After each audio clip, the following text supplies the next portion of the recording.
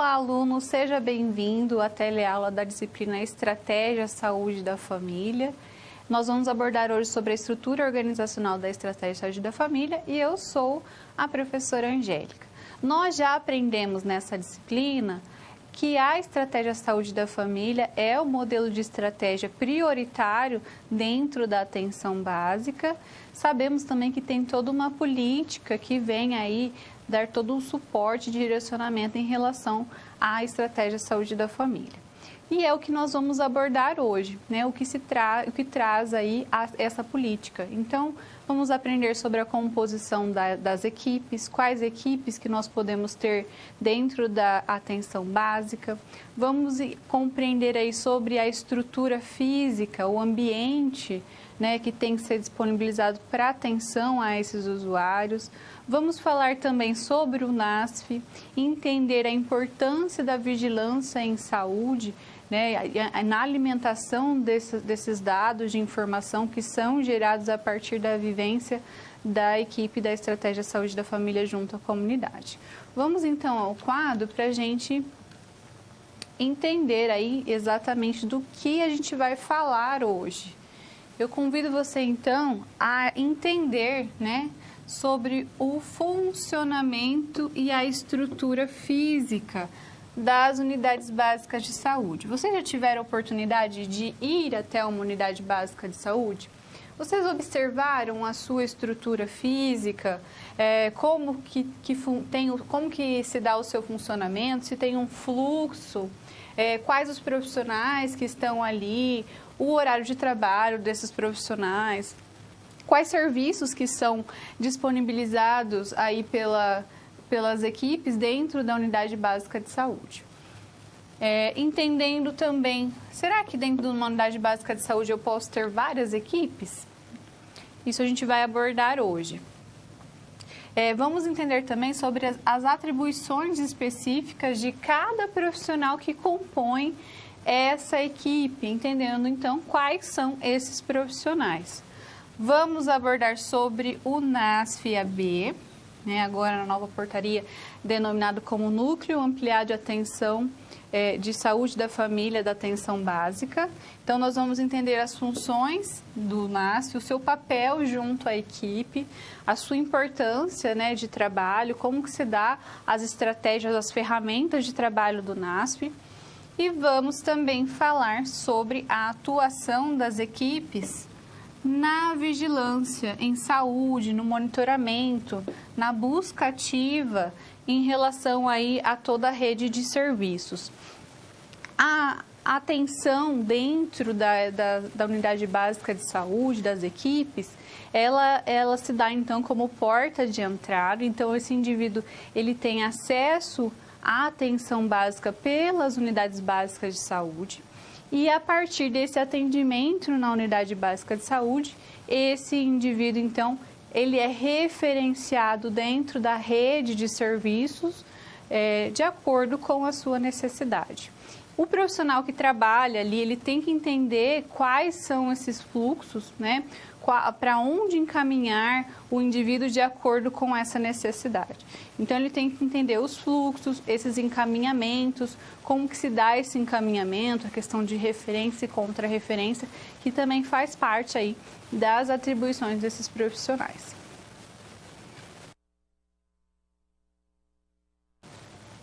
Saúde da família e unidade básica de saúde. Eu te convido a abordar, então, a estudar sobre esse assunto aí dentro da unidade básica de saúde para a gente entender como que se dá hoje esse encaminhamento quando há necessidade dentro da atenção básica. Vamos ao quadro, então? Porque antes a gente tinha essa estrutura piramidal e hierárquica, onde a gente respeitava aí os níveis de complexidade, baixo, médio, alto. E hoje nós temos uma nova configuração, né, através aí da estrutura horizontal em rede.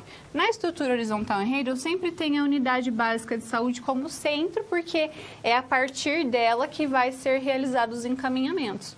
Então, a partir dela, eu posso encaminhar o indivíduo para o hospital regional, para a farmácia de alto custo, para o hospital referência, fazendo então essa referência de maneira horizontal, sem aí uma preferência, né, por algum serviço, algum sendo maior ou melhor que o outro, mas todos tendo a sua importância dentro da rede e com serviços tecnológicos diferenciados aí para atender a necessidade do usuário. A Política Nacional de Atenção Básica de 2017, que é a mais recente, ela traz para a gente, então, que a unidade básica de saúde, ela pode ter equipes, né? Que é a equipe de atenção primária, né? Ou equipe de atenção básica e também a equipes de saúde da família. Vocês sabem a diferença entre um e outro? Vamos aprender, então. Na equipe de atenção básica, eu tenho aí a composição feita por médico, enfermeiro, auxiliar ou técnico de enfermagem, né? Então, é essa equipe básica. A gente pode ter outros profissionais também agregando a essa equipe, como dentistas, auxiliares de saúde bucal, técnico de saúde bucal, agentes comunitários de saúde, também agentes no combate a endemias. Mas a equipe básica são esses aqui. E a carga horária da equipe de atenção básica é de no mínimo aí 10 horas, né, por categoria profissional e no máximo de 3 profissionais por categoria, devendo somar aí um mínimo de 40 horas semanais. Então, a gente observa que a equipe de atenção básica, ela tem as mesmas, ela vem aí para atender as diretrizes propostas pela atenção básica, né? Os princípios da atenção básica, mas a gente observa essa diferença de configuração, de composição e de carga horária, porque quando a gente observa a outra equipe que pode estar dentro da unidade básica de saúde, que é a equipe saúde da família, a gente observa que ela pode conter, então, o médico, o enfermeiro, o auxiliar ou técnico de enfermagem e o agente comunitário de saúde. E dentro dessa equipe, eu também posso ter aí o agente de combate a endemias, profissionais de saúde bucal, como o cirurgião dentista, auxiliar e o técnico em saúde bucal. Observe a diferença entre a carga horária. Aqui eu tenho uma carga horária obrigatória de 40 horas semanais para todos os membros da equipe de saúde da família. E essa também respeita aí todos os princípios da atenção básica e a tendência é que esse modelo ele vem, então, a substituir outras equipes. Então, a tendência é que a equipe de saúde da família venha cada vez mais substituindo a equipe da atenção básica, porque a gente sabe que a equipe de saúde da família é a estratégia prioritária aí da atenção básica. A classificação da UBS, então, ela pode ser porte 1. Então, dentro da UBS, eu posso ter uma equipe de saúde da família ou uma equipe de atenção básica. Posso ser porte 2, posso ter 2 equipes de saúde da família e ou equipe de atenção básica. Posso ser porte 3, com 3 equipes de saúde da família e ou equipe de atenção básica. E posso ter também porte 4, 4 equipes de saúde da família e ou equipe de atenção básica. Então, percebam que a gente pode ter várias equipes dentro de uma única unidade básica de saúde, né? A gente recomenda aí que as UBS elas tenham um funcionamento com carga horária mínima de 40 horas semanais, no mínimo 5 dias por semana, então de segunda a sexta, pelo menos, que ela fique aberta, e que também disponibilize o seu serviço durante 12 meses do ano. Nós temos essa portaria 340, que ela trata, então, sobre a estrutura física da unidade básica de saúde. Ela traz também essa classificação da UBS que a gente acabou de comentar, né? Então, a gente tem essas classificações aí, em relação também ao custeio do governo federal e para a construção das UBS, ela também aborda. Então, as unidades básicas de saúde, elas devem estar em conformidade com as especificações do Departamento de Atenção Básica Primária e deve ser composta, então, na sua estrutura física, por consultório médico, de enfermagem, odontológico, deve ter um sanitário, sala de acolhimento multiprofissional, né, para demanda espontânea, sala de atividades coletivas, sala de observação, sala para coleta de exames, procedimentos curativos, nebulização e observação, sala para a administração e a gerência, que a gente tem uma gerência dentro dessa unidade, depósito de lixo e abrigo de resíduos contaminados, né? A gente tem aí depósito de materiais de limpeza, DML, almoxarifado, a farmácia também, né, com a sua estocagem, dispensação de medicamentos. Temos uma área para recepção, que tem que ser ventilada, tem que ser confortável em relação à temperatura para as pessoas que por ali passam. Armazenamento de arquivos, lembrando que a gente tem a guarda de prontuários, de todos os documentos aí dos pacientes em relação à sua saúde. Sala de imunização, de procedimentos e outras áreas de apoio, né? A gente pode incluir aqui, por exemplo, a sala de esterilização, né? E também quando a gente tem a atenção bucal, né? A saúde bucal com o odonto, né? Com o dentista e toda a sua equipe, também temos uma sala para ele com todo o suporte e os equipamentos necessários aí que ele precisa para realizar o seu atendimento. Vamos ao quadro para entender também que dentro da unidade básica de saúde, ela deve possuir identificação com logos e placas segundo padrões visuais do SUS. E essa sinalização é através de textos ou figuras em relevo tátil, braille e recursos auditivos, garantindo aí a acessibilidade, boa legibilidade e compreensão nas informações.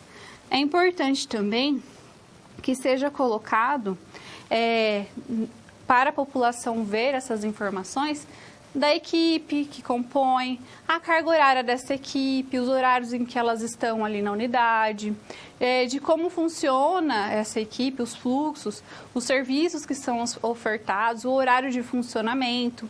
Também é importante que a gente coloque aí um mapa, né, do território, né, com as suas delimitações de microáreas, indicando qual é o agente comunitário responsável por aquela área. São informações aí que ajudam a pessoa que não faz parte aí dessa equipe, que não tem tanto entendimento de como funciona isso, a se localizar e entender um pouco mais.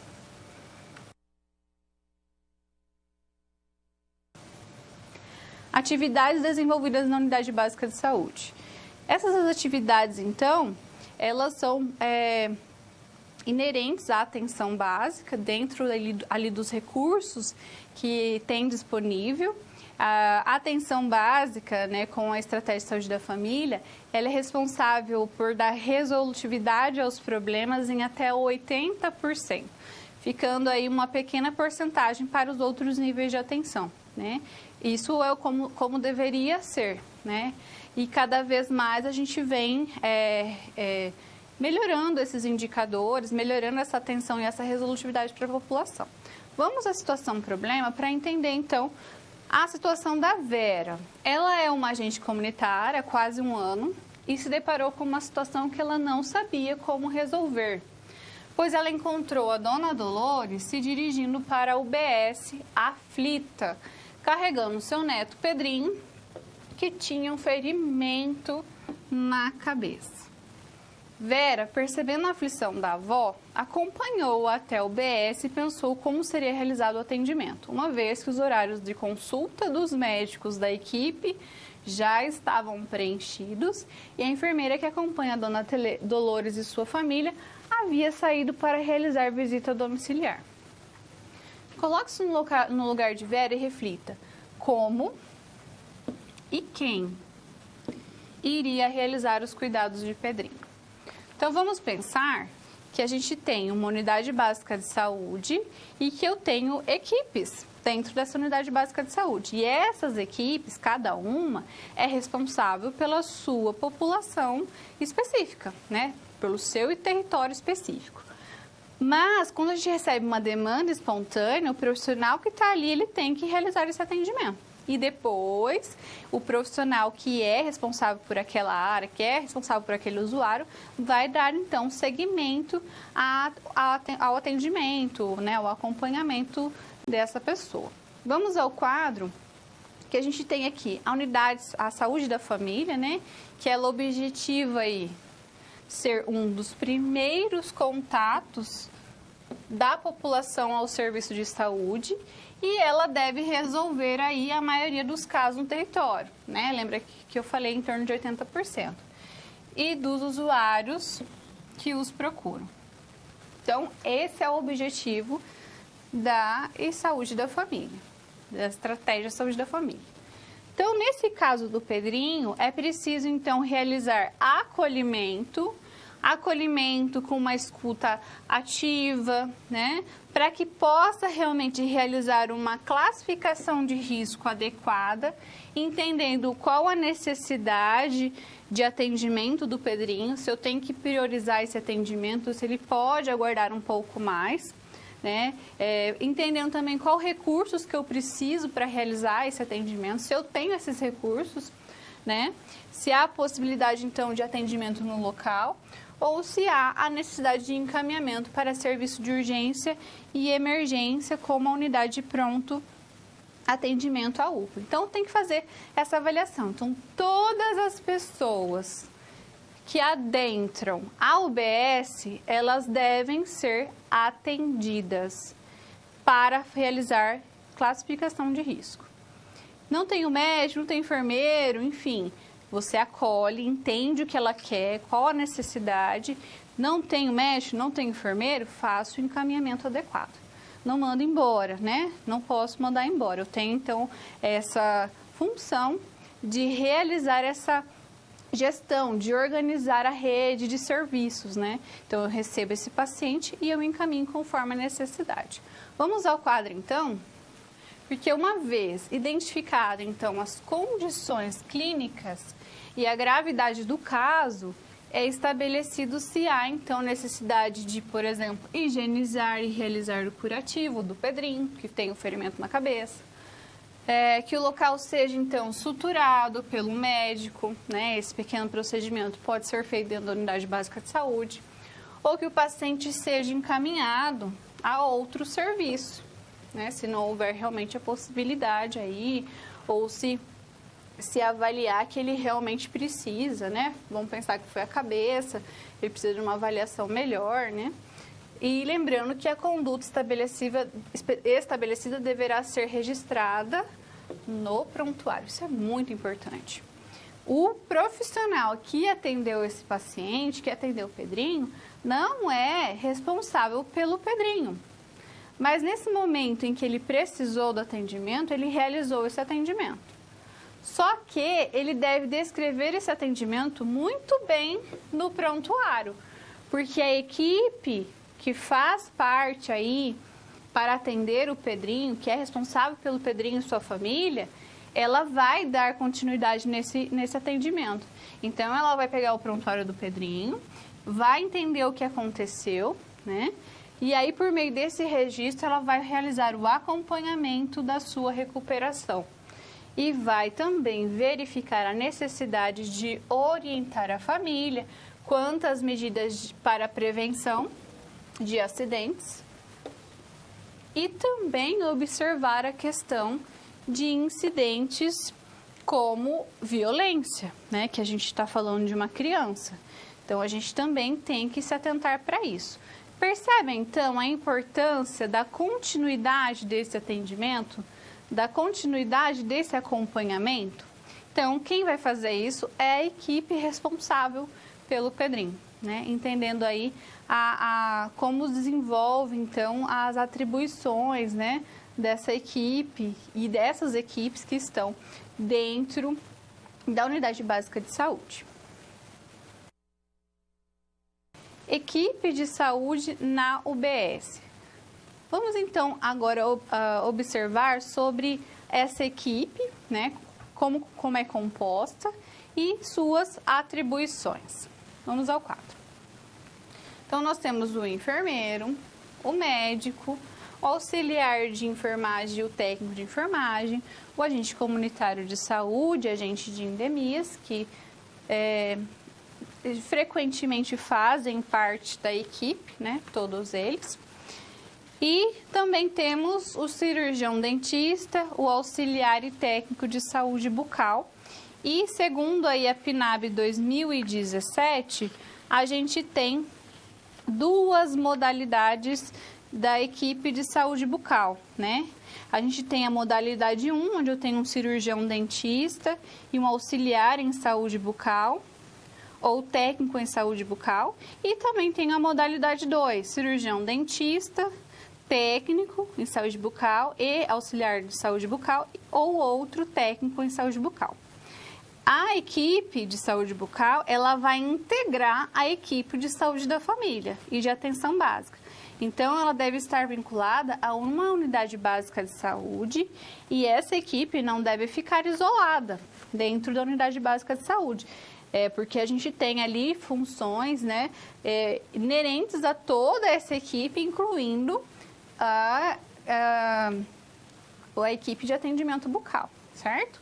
Então, vamos entender a composição, então, e a atribuição dessa equipe. Então, eu tenho o médico, ele tem como atribuição realizar as consultas clínicas, pequenos procedimentos cirúrgicos, como, por exemplo, sutura, pode ser feito na unidade. Atividades em grupo, ele participa também, desenvolve essas atividades. Quando necessário, também no domicílio, ele faz visita domiciliar e também nos demais espaços comunitários, escolas, associações, porque dentro da equipe de saúde da família a gente tem como premissa a promoção, a prevenção, a recuperação, né, o tratamento da pessoa. Então, a gente precisa ir até essa população para realizar ações de promoção e prevenção. Então, com esse papel, temos também aí o médico, né, para desempenhar isso também. Encaminhamento, ele também faz de usuários dentro aí dos pontos de atenção, solicita solicita exames, prescreve medicamentos, né? Aí nós temos também a atribuição do enfermeiro, né? O enfermeiro, ele faz a consulta de enfermagem. Essa consulta é privativa do enfermeiro, então o técnico de enfermagem ou auxiliar não pode fazer consulta de enfermagem. Realiza também alguns procedimentos, né? Por exemplo, coleta de CO, ele faz a solicitação de exames complementares, realiza também a prescrição de medicamentos conforme os protocolos, as diretrizes clínicas e terapêuticas ou outra normativa técnica estabelecida pelo gestor federal, estadual ou municipal. Então, ele tem que entender quais são essas diretrizes, quais são esses protocolos, para entender o que ele pode ou não fazer, certo? Supervisionar e coordenar as ações de capacitação dos agentes comunitários de saúde, auxiliares e técnicos de enfermagem também que estão aí sob sua supervisão. O enfermeiro, ele também é responsável por todas as atividades aí de visita domiciliar, atividades junto à população, né, faz aí as reuniões, né, com a equipe também, participa dessas reuniões e muitas vezes ele está no papel de gerente. A gente tem visto muitos enfermeiros com o papel de gerente, de coordenador dessa unidade básica de saúde. Vamos ao quadro que a gente tem aqui o cirurgião dentista. Ele tem aí alguns procedimentos clínicos que ele realiza, atendimento aos primeiros cuidados nas urgências e em situações mais complexas, ele faz o encaminhamento dos usuários a outros pontos de assistência, efetua também pequenas cirurgias ambulatoriais e ele prescreve medicamentos e orientações aí nos cuidados. a gente tem também o auxiliar ou técnico de enfermagem. Ele vai fazer tudo que é inerente à atividade dele, segundo o COFEN. Vai observar, reconhecer e descrever os sinais e sintomas, ministrar medicamentos, aplicar e conservar as vacinas, coleta de material para exames, ele também faz curativo, realiza o processamento de materiais, né, o processamento de esterilização e desinfecção de materiais, participa das reuniões, faz visita domiciliar também, participa aí dos programas junto à população. E a gente tem aqui o agente comunitário de saúde. Ele cadastra todas as pessoas de sua área, mantendo esses dados atualizados. Ele tem isso como atribuição. Informa os usuários sobre as datas, os horários de consultas e exames agendados. Realiza, né, o registro de dados de nascimento, óbitos, doenças e outros agravos à saúde, garantindo sempre o sigilo ético. Porque como ele mora no território, ele está mais próximo dessas pessoas, ele tem acesso a informações mais íntimas dessas pessoas, a gente tem que garantir que isso vai ficar sigiloso, né? A gente vai ter que garantir a ética, porque nós, enquanto profissionais, né, dessa equipe, sabemos aí que as pessoas que nós atendemos têm o direito ao sigilo, né? Então, nós temos que garantir isso. Os agentes comunitários de saúde também, eles fazem aí, junto à população, ações de promoção, prevenção, orientando, né, sobre essas questões, identificando, né, também alguma alteração aí na população, faz busca ativa, visita domiciliar também. Então, é um profissional muito importante dentro da equipe. Nós temos também o auxiliar e o técnico de saúde bucal. O auxiliar, ele efetua atividades de auxílio de consultório odontológico, efetua limpeza, asepsia, desinfecção e esterilização do instrumental. Faz também ajuda no momento de instrumentar algum procedimento. O técnico, ele efetua procedimentos preventivos, escovação supervisionada, evidenciação da placa bacteriana, aplicação tópica de flúor, selagem, raspagem, alisamento e polimento, entre outras atividades.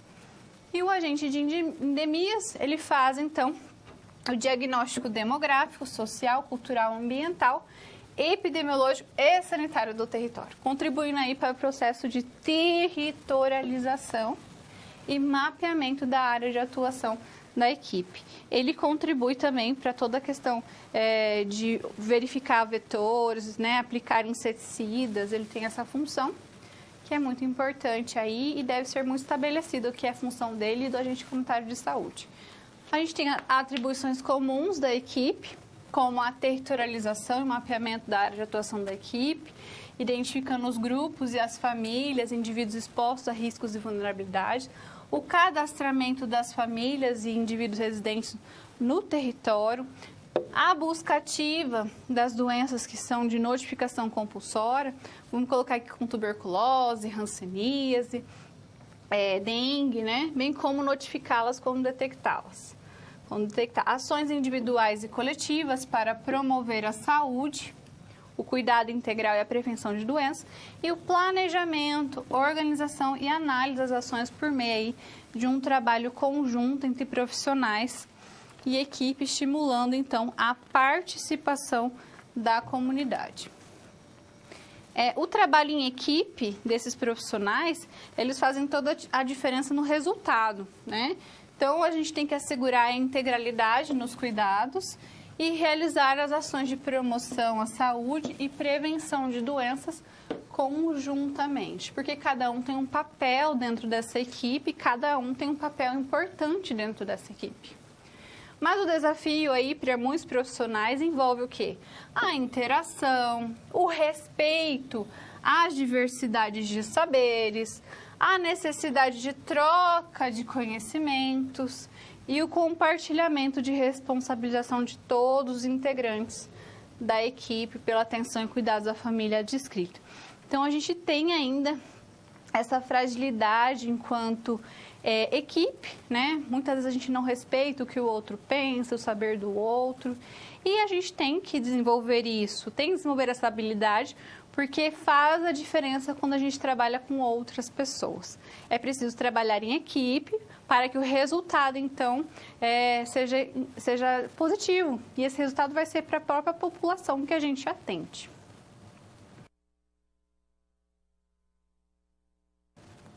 Atividades do agente comunitário de saúde. Vamos entender sobre essas atividades do agente comunitário de saúde, compreendendo sobre a situação problema. Vamos ao quadro. Outro dia, a Vera, que é agente comunitária de saúde já há um ano, ela foi abordada por Sandra, também moradora da comunidade, que soube do processo seletivo para a vaga de agente comunitário de saúde. E ela estava interessada em candidatar-se, mas ela precisava conhecer o que faziam os agentes comunitários.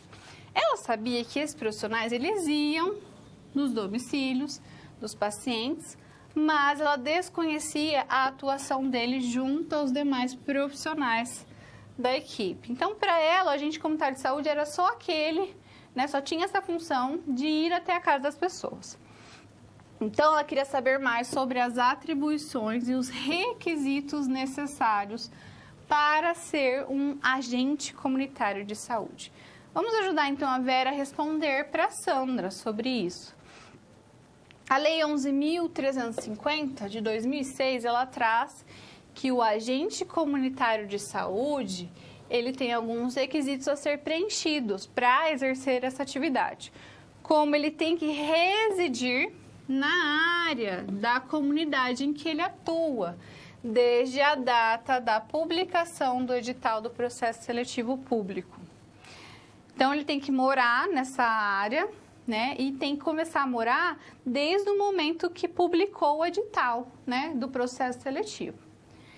Por que ele tem que morar nessa área? Porque ele precisa entender, né, as dificuldades dessa população, precisa compreender toda a necessidade dessa população, precisa entender como que se dá as áreas de risco, os parceiros que podem estar presentes dentro da comunidade. Então, essa pessoa, se ela mora ali, ela já tem um conhecimento melhor sobre a realidade daquele local, diferente de quem não mora, né, de quem só passa por ali. Talvez não conheça muito bem o que acontece naquele local. E é esse profissional que vai ajudar, então, a informar sobre essas questões para a equipe. Então, ele tem que saber tudo isso e tem que viver ali. Vamos ao quadro que ele tem também que ter mais de 18 anos, ter concluído com um aproveitamento o curso de formação inicial com carga horária mínima de 40 horas e também ter concluído o ensino médio. Tem que ter ensino médio. O número de agentes comunitários por equipe, ele deverá ser definido de acordo com a base populacional, né? Critérios aí demográficos, epidemiológicos e socioeconômicos de acordo com a definição local, do gestor local. Em áreas de grande dispersão territorial, em áreas que eu tenho aí um enorme território, né? E uma pessoa está aqui, outra está ali, né? Áreas de risco também e vulnerabilidade. Recomenda-se, então, a cobertura de 100% dessa população, com um número máximo de 750 pessoas por agente comunitário de saúde. O agente comunitário, ele tem um papel importante dentro da equipe Saúde da Família por conhecer e vivenciar essa realidade, os problemas, e ele pode auxiliar também no mapeamento e a identificação dessas vulnerabilidades aqui, né? E isso favorece a aproximação entre a comunidade e também a equipe da UBS, né? A Vera também tem que reforçar para a Sandra que é preciso conhecer o território, né? Suas potencialidades, suas fragilidades, né? E que o comportamento com ética, ele é implícito para essa profissão, né? E para todos aí que atendem a população no geral. Então, ela tem que saber que tudo que acontece com o paciente tem que ser sigiloso, né? Ela vai comentar com a equipe ali, se for um caso de violência, ela precisa comentar, mas não para outras pessoas. Vamos ao nosso momento Kahoot. Aí vocês têm o PIN.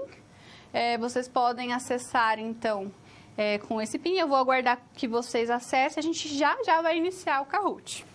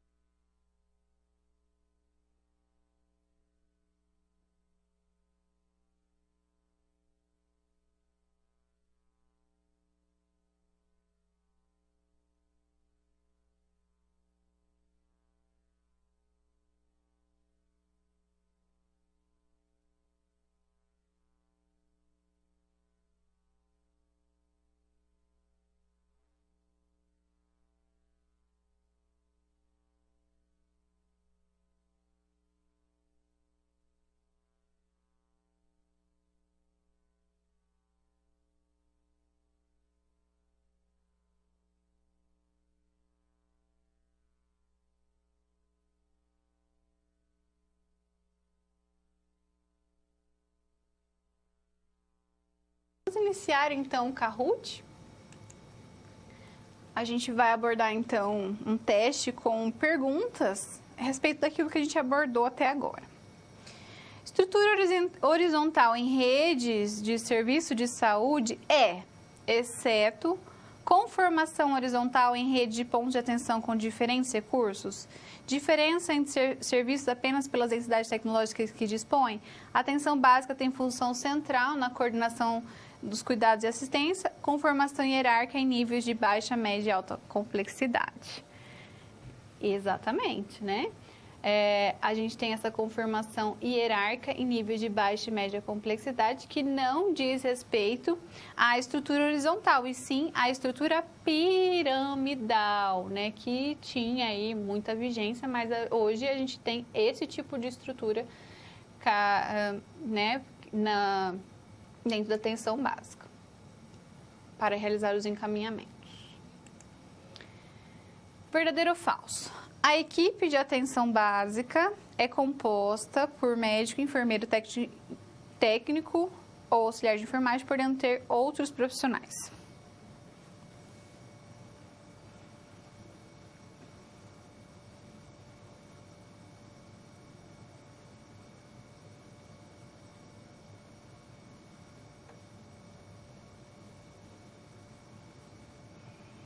Muito bem, verdadeiro. Vocês podem confundir aqui com equipe saúde da família, né? Onde a gente tem o médico, o enfermeiro técnico e o agente comunitário de saúde, né? Mas a gente está falando aqui da equipe de atenção básica, tá? Então, essa afirmativa está correta.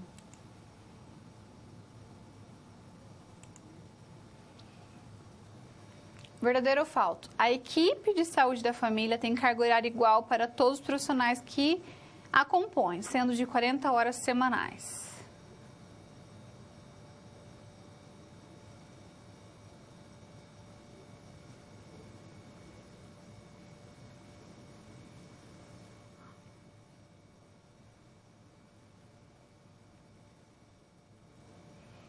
Verdadeiro, muito bem, pessoal, vocês foram muito bem nessa.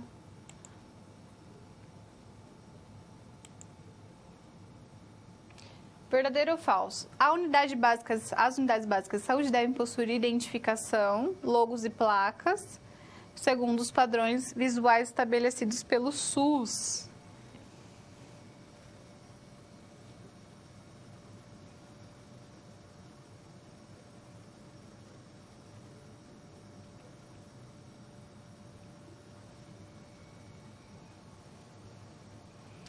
Muito bem, verdadeiro. A gente tem que ter logos, placas, garantindo aí a acessibilidade do serviço para a população em geral, certo?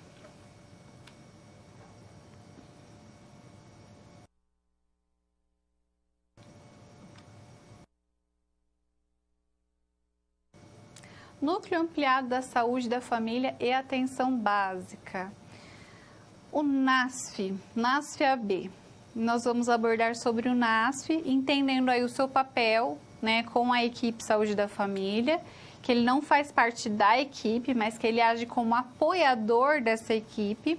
Então, a gente vai entender como que funciona esse apoio, quais as ferramentas que o NASF tem aí para desenvolver o seu papel, e que é tão importante dentro da atenção básica, na unidade básica de saúde, né? Porque a gente observou que cada vez mais precisava ter um outro olhar em relação às necessidades da população que estavam cada vez mais complexas. Então, esses profissionais vêm para suprir melhor a resolutividade das equipes Saúde da Família. Vamos ao quadro, então, que o NASF-AB, o Núcleo Ampliado à Saúde da Família e Atenção Básica, ele foi criado pelo Ministério da Saúde em 2008. A portaria 3.124, ela redefine as modalidades de NASF, que a gente vai falar daqui a pouquinho sobre essas modalidades. A PNAB, né, a Política Nacional de Atenção Básica de 2017, ela denomina, então, o NASF como NASF-AB, Núcleos Ampliados de Saúde da Família e Atenção Básica. E o objetivo dela, então, é aumentar a resolutividade e também a qualidade dos cuidados ofertados pela atenção básica. Então, elas compõem a atenção básica e, portanto, seus profissionais eles devem seguir os princípios e diretrizes, né, da Política Nacional de Atenção Básica, como a territorialização, a integralidade, o trabalho em equipe multiprofissional, a participação social, a humanização, a intersetorialização e a educação permanente. Nós temos os profissionais que compõem o NASF-AB, que é o assistente social, fisioterapeuta, psicólogo, educador físico, nutricionista, terapeuta ocupacional e o farmacêutico.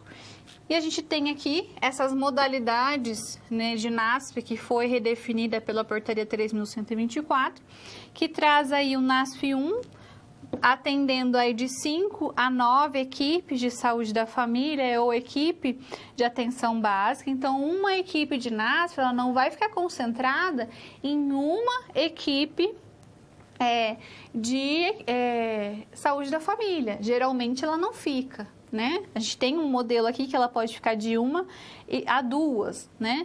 Mas, geralmente, ela vai transitando entre as equipes para entender essa realidade, essas demandas e atua pontualmente, realizando aí toda o acompanhamento e ajudando essa equipe na resolução desses problemas, tá? Ela pode fazer atendimentos com a população também coletivos, individuais, dependendo aí da gravidade, da necessidade. Então, o NASF-1, ele atende de 5 a 9 famílias, o NASF-2 de 3 a 4 e o 3 de 1 a 2 equipes, né? Não famílias, equipes. NASF-AB, então, não se constituem como serviços com unidades físicas independentes e não são de livre acesso. Isso é muito importante, né, para o atendimento individual coletivo. Isso quer dizer o quê? Isso quer dizer que se a pessoa precisar, por exemplo, de um psicólogo, ela não vai simplesmente se dirigir a uma unidade básica e ser atendido por um psicólogo. Ela precisa ser avaliada pela equipe Saúde da Família, a equipe Saúde da Família precisa entender essa necessidade, passa esse caso para a psicóloga e para toda a equipe do NASF. Com os diferentes olhares, então, eles vão propondo soluções para a problemática apresentada por quem procurou o serviço de psicólogo, né? E, pontualmente, ele pode fazer atendimentos individuais, dependendo da gravidade e necessidade, e também atendimentos coletivos. Vamos, então, ao quadro, que a gente vai falar sobre as atribuições do NASF. A B, que é identificar, então, as necessidades em saúde, as atividades, ações e práticas a serem adotadas, identificar ações e o público-alvo, né, dessas necessidades, proporcionar o acolhimento e favorecer os cuidados humanizados aos usuários, desenvolver ações intersetoriais, articulando o setor de saúde com os outros setores e aproximando a equipe desses outros setores, promover a participação dos usuários nas decisões nos conselhos locais e municipais, que é muito importante a questão da participação da população, porque é dessa participação que surge aí o falar, né, a voz dessa população do que precisa ser feito, das ações que precisam ser feitas no serviço de saúde, essa fiscalização de recursos, né, e tudo mais. A gente continua com as atribuições, então, elaborar estratégias de divulgação e sensibilização das atividades, desenvolver e implementar ações juntamente com a equipe de saúde da família e também com os conselhos de saúde que fazem parte aí dessa questão de participação popular, elaborar indicadores que vão avaliar o impacto das ações e as intervenções sobre a situação de saúde no território, fortalecer a comunicação com outros pontos de atenção da rede de atenção à saúde e participar e promover da educação permanente junto às equipes, né? Faça, então, discussão de caso, de processo de trabalho junto à equipe de saúde da família. Para isso, eles têm algumas ferramentas de trabalho, né? A gente tem o apoio matricial, que é uma troca de saberes e práticas entre a equipe referenciada, ou seja, a equipe de atenção básica, a equipe de saúde da família e a equipe do NASP, né? Então, tem essa troca de saberes. Lembrando que a gente tem uma equipe multiprofissional que tem conhecimentos diversos, né? Olha a importância, então, dessa troca. A clínica ampliada, que é a discussão em equipe de casos clínicos com auxílio do olhar do indivíduo que está doente, suas necessidades, limitações e potencialidades. Na clínica ampliada, a gente olha além da doença para elaborar o plano de cuidado. Eu vou observar realmente todo o contexto de vida e cada um com o seu conhecimento específico contribui aí nessa discussão de casos clínicos, né, que é trazido aqui pela clínica ampliada. O projeto de saúde no território, né, a gente tem aí que pode ocorrer partindo de um caso clínico que desperte a necessidade da equipe e de intervenções, deve ter foco na promoção da saúde, na participação social, construção coletiva para identificar as necessidades locais. Então, para essa construção coletiva de ações que promovam, então, a saúde no território, é preciso identificar as necessidades locais, quais os serviços que a gente tem, quais são os serviços existentes, realizar, então, essa ação intersetorial para atender essa demanda da pessoa, estimulando, então, a participação da comunidade na discussão e no planejamento das ações. Eu observo mais o relatório. Aí a gente tem o PTS, que é o Projeto Terapêutico Singular, que também é outra ferramenta, e ele é um conjunto de propostas de condutas terapêuticas elaboradas coletivamente para um sujeito ou uma coletividade. Ele tem 4 momentos, então eu tenho aqui o diagnóstico, onde a gente busca a avaliação, né, que possibilite uma conclusão a respeito do risco, da vulnerabilidade do usuário. Então, aqui eu vou identificar o risco e a vulnerabilidade. A definição de metas, eu viso, então, construir as propostas de curto, médio e longo prazo que serão negociadas aí com o sujeito, né? E aqui a gente tem a divisão de responsabilidades, quando se define e compartilha tarefas, incentivando a corresponsabilização dos participantes, né? Então, a gente corresponsabiliza o usuário também, favorecendo aí a continuidade do andamento de ações que foram acordadas. A gente sempre coloca aí um profissional para acompanhar isso que tenha vínculo com o usuário. A reavaliação, que discute, então, a evolução e faz aí uma adequação do plano de ação, se for necessário.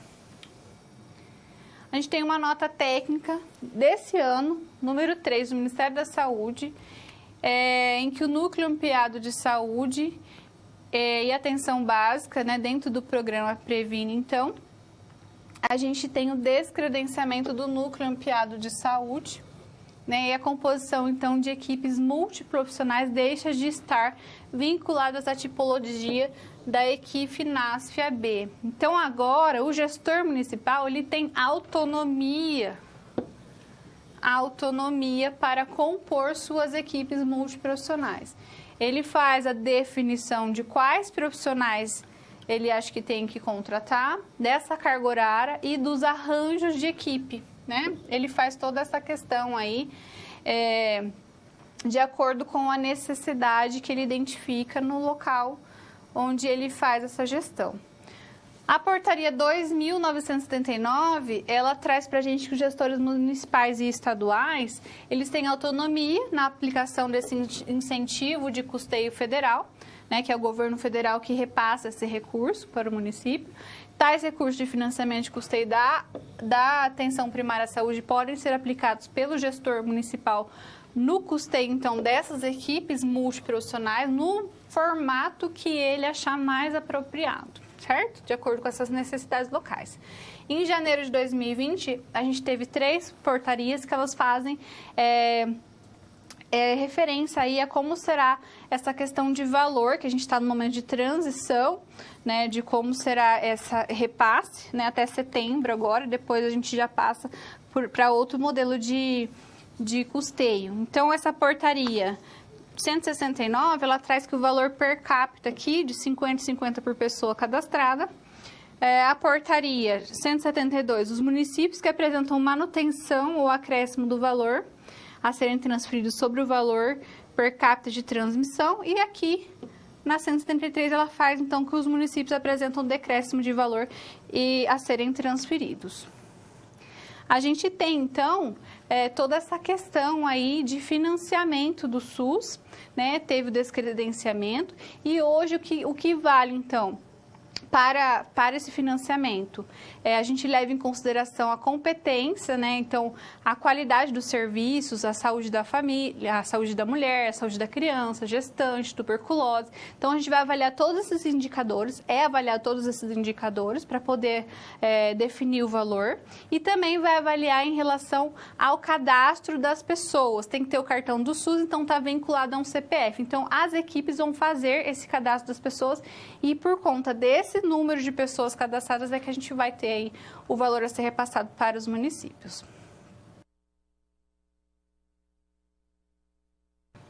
Papel do NASF-AB. Vamos entender, então, sobre o papel do NASF-AB na situação problema. A gente tem aqui que outro dia a Vera foi visitar o Valdir, que tem 18 anos, é morador de sua microárea e apresenta deficiência física e é cadeirante. Ela ficou sabendo que o pai desse rapaz, que é responsável por seus cuidados e por acompanhá-lo no serviço de reabilitação, ele foi hospitalizado. Preocupada com as condições de saúde de Valdir, ela relatou a situação para Marta, que é enfermeira de sua equipe, que propôs a discussão do caso com o apoio do NASF-AB e visita domiciliar com a equipe. Como os profissionais do NASF-AB poderiam auxiliar a equipe Saúde da Família a propiciar, então, melhores cuidados para prevenir complicações na saúde do Valdir. Então, a gente tem algumas atividades do NASF-AB para a gente atingir essa resposta. Então, a gente vai discutir o caso dele em equipe, né, com todos os olhares aí, o olhar da fisioterapeuta, o olhar do educador físico, do psicólogo, né, da equipe, da estratégia de saúde da família. A gente faz esse atendimento compartilhado, também podemos fazer atendimentos individuais, podemos fazer em grupo ou individual. A construção conjunta, então, do projeto terapêutico singular, entendendo aqui a necessidade do Valdir e estabelecendo metas para ele cumprir, certo?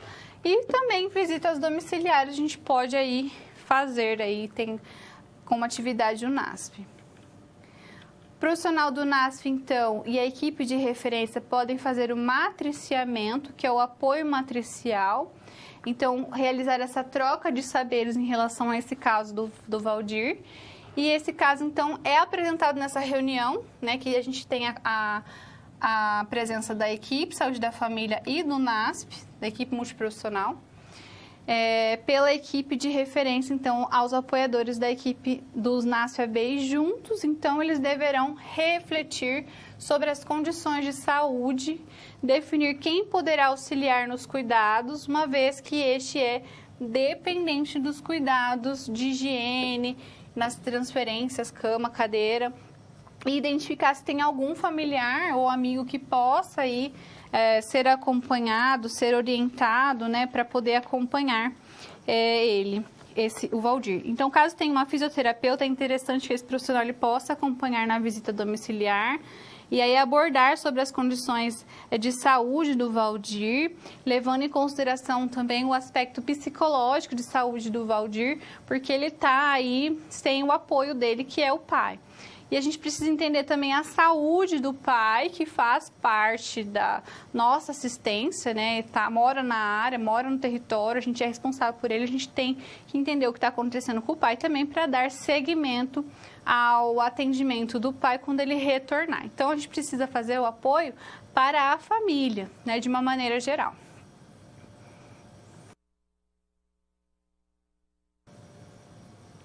Introdução dos processos de trabalho em saúde da família. Então, o processo de trabalho, a gente utiliza muito a questão de monitoramento, de busca ativa, a gente utiliza aí a alimentação de dados, né, que vão nortear o sistema de vigilância em saúde, que faz aí definir o perfil populacional, né, o perfil epidemiológico da população que a gente atende. Quem alimenta isso, então, é as equipes, são os profissionais que compõem essas equipes. Parte, então, esses dados da microárea, da população, do território. Vamos ao quadro, que a gente vai falar um pouquinho sobre vigilância em saúde pela atenção básica. A vigilância em saúde, ela é responsável por ações de vigilância, prevenção e controle de agravos. Ela realiza, então, ações de promoção à saúde, realizando monitoramento epidemiológico, né, entendendo aí quais doenças que eu tenho mais prevalentes, quais são incidentes, doenças transmissíveis e não transmissíveis, de atividades sanitárias e programáticas, de vigilância em saúde ambiental também, porque faz parte das condições de saúde, e também a saúde do trabalhador, que faz parte também dos determinantes aí em relação ao processo de saúde e doença. Ela elabora e analisa os perfis demográficos epidemiológicos com a proposição de medidas de controle e doenças e agravos. Então, a vigilância em saúde, ela vai processar esses dados que ela recebe das unidades básicas de saúde, né? Ela processa esses dados e, através desses indicadores, ela consegue entender como está a questão de saúde da população, se melhorou algum indicador, se algum indicador está ruim, né? Então, ela pode fazer todas essas análises através desse sistema que é alimentado.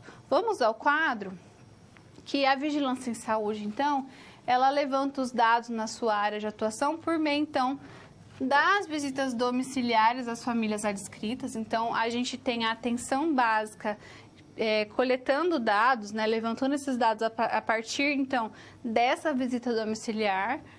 Da busca ativa de casos novos, é quando eu identifico alguém, né, com uma doença, faço esse diagnóstico, né, e faço essa busca em relação a esse caso, né, e também na convocação de usuários que são faltosos, seja faltosa a consulta de pré-natal, seja faltosa ao tratamento de hanseníase, né? Então, a gente faz essa observação e convoca, faz essa busca ativa. Vigilância passiva, né, com o registro de casos suspeitos e confirmados atendidos na unidade. Fazemos também a notificação de doenças e agravos, aí eu consigo entender os indicadores epidemiológicos. A construção de indicadores locais de saúde, a gente também faz, né, levando esses dados em relação à vigilância. As ações no monitoramento, então, não deve ser dissociada da assistência, certo? Os dados coletados, eles devem ser registrados em sistemas que são informatizados, que vão ser úteis aí para análise dos indicadores de saúde, né? Então, olha a importância da gente manter esses dados de forma atualizada, né? Registrar dados no sistema de informação de maneira verídica, né? Porque o monitoramento das condições em saúde, ele é realizado através dos indicadores, porque esses indicadores aqui, eles se constituem instrumento de gestão, né? Entendendo aí essa necessidade da população, é que a gente pode, então, colocar esses recursos, né? A gente tem agora os gestores responsáveis, né, por contratação da equipe multiprofissional de acordo com a necessidade, e essa necessidade, quem vai indicar são os indicadores, né, que são os dados aí que são processados e são alimentados pelas equipes. Vamos ao quadro, a gente tem as redes de atenção à saúde, né? A unidade básica de saúde, então, aqui no centro, e esse paciente pode ser direcionado aqui, né, dentro de uma rede horizontal. E os profissionais da equipe saúde da família, eles devem conhecer, então, quais são os serviços de média e alta complexidade que estão presentes na região, né? Porque eu preciso saber quais serviços que eu tenho de apoio para entender se eu receber um paciente que precisa desses serviços, eu tenho que conhecer esse serviço para saber que existe, para encaminhar esse paciente, né? Entender também os fluxos e as condições que são necessárias ao paciente apresentar para que a gente faça encaminhamentos. Os profissionais da equipe saúde da família, os profissionais de outros pontos de atenção da rede de atenção à saúde, eles desenvolvem, então, uma relação colaborativa e de parceria. O referenciamento da equipe saúde da família deve ser feito preferencialmente em sistema informatizado. O que é esse referenciamento? O referenciamento é quando a equipe saúde da família identifica que precisa realizar um encaminhamento, né, do indivíduo, então ele precisa de um outro serviço e nesse encaminhamento eu vou colocar dados de identificação, a história do usuário, motivo por que eu estou encaminhando, os exames desse paciente, vou colocar ali todo o contexto de vida desse paciente, porque o profissional que vai receber ele no outro serviço não sabe todas essas informações, porque não está ali no dia a dia com esse paciente. E o profissional da equipe de saúde da família, ele está, né, junto. Por isso que a gente fala tanto no vínculo, né? Ele tem que estabelecer esse vínculo para poder conhecer bem essa pessoa. E aí esse profissional que está no outro serviço recebe esse referenciamento, atende esse paciente e faz a contrarreferência. Então, ele devolve esse paciente para a unidade básica de saúde. E ele faz aí, nessa contrarreferência, tudo aquilo que foi feito, todos os medicamentos, exames que foi solicitados, enfim, prescritos para esse paciente, para que na unidade básica de saúde a gente possa, então, dar continuidade nesse cuidado, né? Vamos ao quadro. A gente tem aqui algumas informações importantes para a gente abordar também, que é em relação ao profissional conhecer os serviços que tem dentro da área da saúde. Eu me lembro que quando recém-formada, eu fui trabalhar em outro estado, né? Então, eu comecei a trabalhar lá, mas eu não sabia. Eu não sabia, por exemplo, qual o serviço que eu tinha que encaminhar a gestante de alto risco. E aí eu precisei parar e entender como que funcionava esse serviço, porque senão eu não conseguia trabalhar de forma adequada. Então, a gente, quando vai iniciar um trabalho dentro de um serviço, a gente precisa entender qual é o fluxo de atendimento, preciso saber quais são os serviços de apoio, quais são as condições aí para encaminhar a pessoa.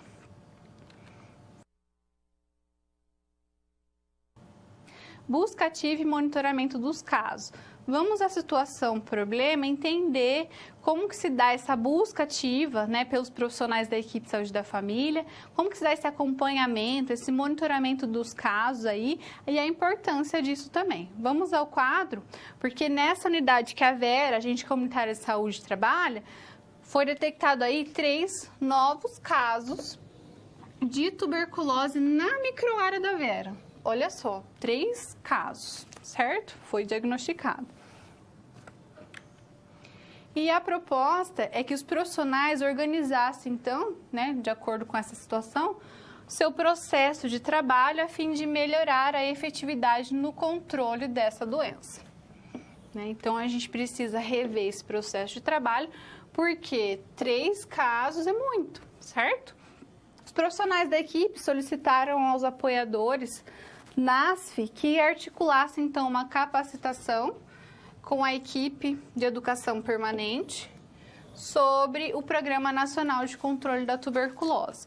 Então, a gente tem a Samanta, que é uma agente comunitária de saúde que entrou há pouco tempo, não sabe muito bem como funciona as coisas, e ela pergunta: como poderemos nos organizar para realizar a busca ativa e o monitoramento da saúde dos pacientes com tuberculose? Então, como que eles podem se organizar? Vamos pensar aqui que o agente comunitário de saúde, ele tem como função a busca ativa. Eu sei também que o paciente com tuberculose, ele apresenta tosse, né? Então, a gente vai em busca de pessoas na comunidade que estão apresentando tosse há mais de 3 semanas, que são os sintomáticos respiratórios. Então, é nessa microárea que está acontecendo isso, eu vou intensificar a minha busca de sintomático respiratório nessa microárea e em toda a área, né? E porque tem mais pessoas com essa doença, provavelmente, né? E a gente precisa buscar essas pessoas, realizar o diagnóstico, né? Fornecer, então, esses exames para que ela possa iniciar o tratamento e interromper a cadeia de transmissão dessa doença que pode levar também à morte, né? A gente tem aqui no quadro, então, que a partir do momento que a gente faz essa busca, fazemos a notificação do caso, né? E também acompanhamos o caso. Então, tem o diagnóstico, eu ofereci exames, né? Pode ser o exame de escarro, a baciloscopia, o raio-x, né? Para ver se é em região pulmonar, que é onde acontece a transmissão, né? Que é a forma que acontece a transmissão. Temos o PPD também, para quem não apresenta sintomas, mas é comunicante desses 3, né, que foram diagnosticados com tuberculose. Temos teste rápido também, né? Em 2 horas a gente tem o resultado aí de tuberculose, que é um teste molecular. Então, a gente tem aqui o diagnóstico, a partir do diagnóstico a gente faz a notificação e a partir do diagnóstico a gente faz também o acompanhamento. Ele faz uso de medicamento aí por um longo período. E o risco do paciente que tem tuberculose, ele parar de tomar medicamento, né? Ele não aderir ao medicamento, ele abandonar esse medicamento é muito grande por conta desse tempo longo. E quando ele começa a tomar os medicamentos, em mais ou menos 2 semanas, melhora os sintomas e ele tem a sensação que ele está curado, né? E na verdade não está. Então, a gente precisa realizar esse acompanhamento, precisa observar a tomada desse medicamento. Então, observe, então, quantas coisas a gente faz dentro da unidade básica de saúde, né? Busca ativa, faz esse monitoramento, esse acompanhamento dos usuários. Vamos ao quadro? Que os casos, então, com sintomas respiratórios, eles devem ser encaminhados para exames de escarro. Os comunicantes deverão também ser orientados a passarem consulta para o diagnóstico e quimioprofilaxia de acordo com o protocolo. O monitoramento dos casos de tuberculose é realizado, então, por indicadores, né? Que é alimentado aqui, ó, pela notificação, né? Portanto, aí é imprescindível que as equipes estejam conscientes da importância do registro de ações e da notificação e acompanhamento dos casos confirmados. Lembrando que a notificação, ela é obrigatória. E essa busca ativa aqui, ela pode se dar aí em locais onde a gente tem uma aglomeração de pessoas, como creches, asilos, escolas, penitenciárias, né? Então, locais aí que tem aglomeração dentro da localidade em que você atende, né? Então, você vai aí realizar essa busca, né, de pessoas que têm sintomatologia, que têm tosse há mais de 3 semanas. Isso a gente está falando especificamente da tuberculose, que é uma doença que tem uma importância epidemiológica muito grande e que o cuidado, o diagnóstico, ele está concentrado na atenção básica. A gente tem essa responsabilidade também, né? Então, a gente faz toda essa abordagem junto a essa pessoa para poder, então, da melhor maneira possível, atendê-la, né, enquanto equipe aí.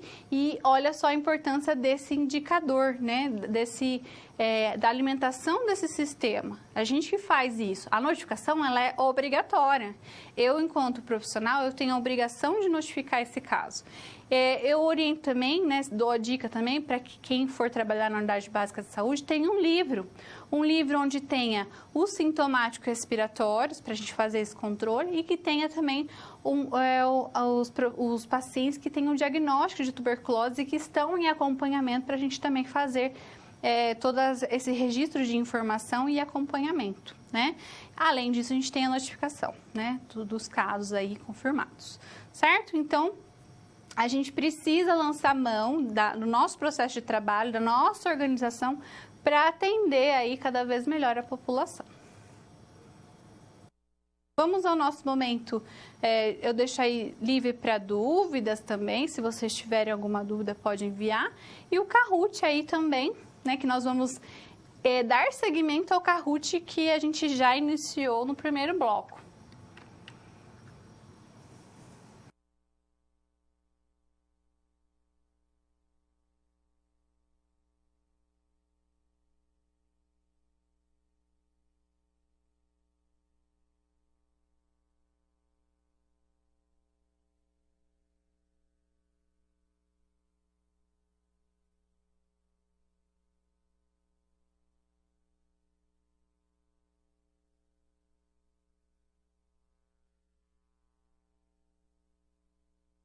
Vamos lá, então, dar início ao Kahoot, né? Prosseguimento, na verdade, porque a pontuação está acumulando. Verdadeiro ou falso?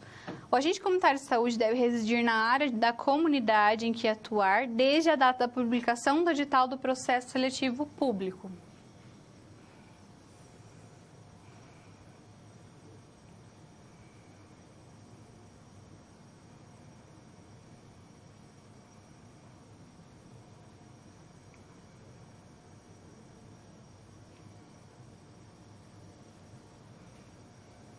Verdadeiro, né? Ele precisa residir nessa área para poder entender, né, a realidade dessa área, ele vivenciar realmente a necessidade das pessoas, certo? Entender realmente isso, para isso ele precisa morar. Quando mora, a gente fica mais próximo dessa realidade e aí a gente pode entender melhor. E essas informações aí ele passa, compartilha com a equipe.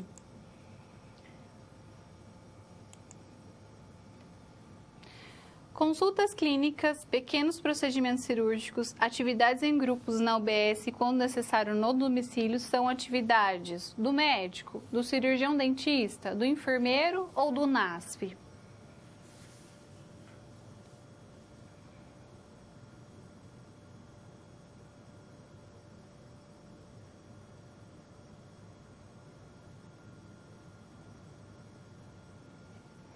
Do médico. Vamos pensar aqui, ó, que são pequenos procedimentos cirúrgicos, né? Então, a gente está falando das atividades do médico.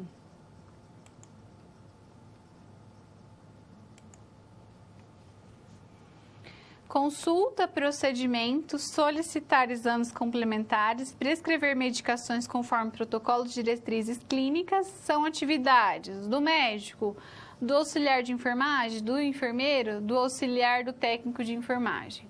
Do técnico de enfermagem, perdão.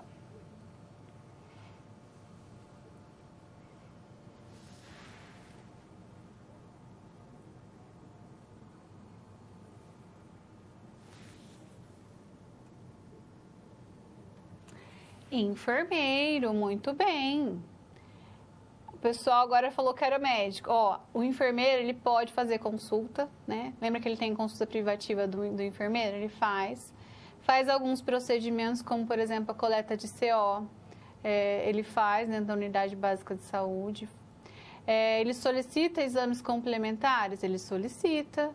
Faz a prescrição de medicamentos? Sim, de acordo com os protocolos, as diretrizes, né? Tudo aquilo que regulamenta essa ação, tá certo? Então, sim, o enfermeiro é responsável por essas atividades.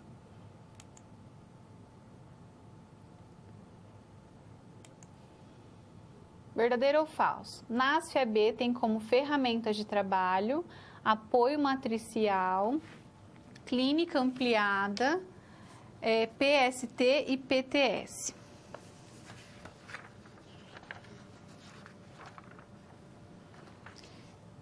PTS, projeto terapêutico singular, e PST, projeto de saúde no território. Verdadeiro, muito bem, pessoal, vocês foram muito bem nessa, né? Fazendo aí todo o apoio à equipe, então, o NASP tem essas ferramentas de trabalho. Vamos ver quem ficou em terceiro lugar, a Lilian, a Sônia em segundo, e em primeiro lugar, o El, da Bahia. Parabéns! Eu estou recebendo aqui uma pergunta que é a seguinte, ó. Um profissional de saúde, ao acolher um paciente não responsável por esse paciente, qual é o tipo de responsabilidade que existe entre os profissionais e o paciente atendido? Seria possível afirmar que existe uma corresponsabilidade entre os profissionais da unidade básica de saúde com o paciente? Vamos responder essa questão, então? Pessoal, a unidade básica de saúde, a equipe, ela se responsabiliza por esse território. Então, ela é responsável por essa população.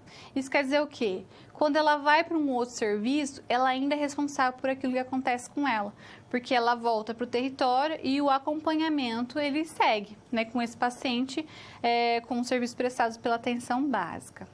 A gente tem também aí algumas considerações a fazer, né, em relação aí a esse acompanhamento, a essa responsabilização. Os profissionais de saúde, eles têm que desenvolver atividades que possam fazer com que a gente desenvolva a autonomia do paciente. Então, atividade de promoção em saúde, né? Por exemplo, a gente pode fazer grupos, né, para orientar em relação a hábitos, ou podendo fazer essas orientações de maneira individual, né, fazendo toda a orientação de prevenção também em saúde. Então, o que a gente precisa? Dar informações para a população, porque a partir das informações, ela vai ter autonomia de realizar boas escolhas em relação à sua saúde, mas ela tem responsabilidade também por sua saúde. Se ela falar, eu não quero esse tratamento, eu não quero isso, ela tem esse direito, né? Mas a gente, enquanto profissional que é responsável por esse paciente, por essa pessoa, a gente tem que lançar a mão de estratégias, então, para poder se aproximar, né? Para poder, de alguma maneira, melhorar aquilo, certo? Então, a pessoa, o usuário tem responsabilidade sim, mas ele não tem o conhecimento, muitas vezes, que os profissionais de saúde têm sobre as condições de saúde, né? Então, é a gente que tem esse papel de informá-lo, porque a partir da informação ele vai poder, então, realizar boas escolhas, tá certo? Então, pessoal, a gente tem aqui as informações, né, a resposta aí, né, ao aluno. E agora a gente vai para o nosso momento recapitulando a nossa aula, então. A gente abordou aí... A gente abordou sobre a estrutura organizacional da estratégia de saúde da família, o seu funcionamento, né? Como que se dá esse funcionamento, quais as equipes que podem estar dentro de uma unidade básica de saúde, como que é o processo de trabalho, a estrutura física das unidades básicas de saúde, a composição e atribuições, né, dos profissionais, as funções também, composição do NASF-AB, a atuação das equipes também de vigilância, né? Compreendendo a importância das equipes que estão na unidade básica de saúde em relação a esse processo de vigilância, a importância também do monitoramento e busca ativa na atenção básica e também nas redes de atenção. Então, a gente pôde abordar aí, de uma maneira geral, o funcionamento da unidade básica de saúde, que são informações aí direcionadas, né, para que a gente possa compreender através da Política Nacional de Atenção Básica. Então, a gente vai entendendo qual tipo de serviço que uma unidade básica ela pode prestar à população. Então, ela pode prestar serviços de curativo, pequenos procedimentos, né, prevenção do câncer do colo do útero, pode disponibilizar aí a solicitação de mamografia, encaminhando ela para o serviço diagnóstico, né, de mamografia, faz a atenção à saúde da criança, né? Então, ela tem várias ações, a vacinação, coleta de exames, enfim, tem várias atribuições ali e ações que ela desenvolve dentro da unidade básica de saúde. E, além disso, ela estabelece aí, junto com o NASF-AB, um estudo de caso, um estudo clínico das vulnerabilidades da população no território, para que ela possa cada vez mais melhorar aí a sua atuação dentro daquela área, né? Compartilhando o saber aí com essa equipe multiprofissional que tem aí uma importância super, né, que faz toda a diferença para a resolutividade das ações, né? Então, a gente pode compreender todo esse contexto, né, que nada é assim, vou fazer uma unidade básica de saúde e vou fazer. Não, tem toda uma regulamentação, uma política por trás disso. Pessoal, eu fico por aqui, agradeço a atenção de vocês. Continuem lendo, né, uma unidade antes da aula. Na semana que vem a gente tem, então, a última aula, né? Então se preparem para ela para que vocês possam aproveitar mais. Até a próxima. Tchau, tchau!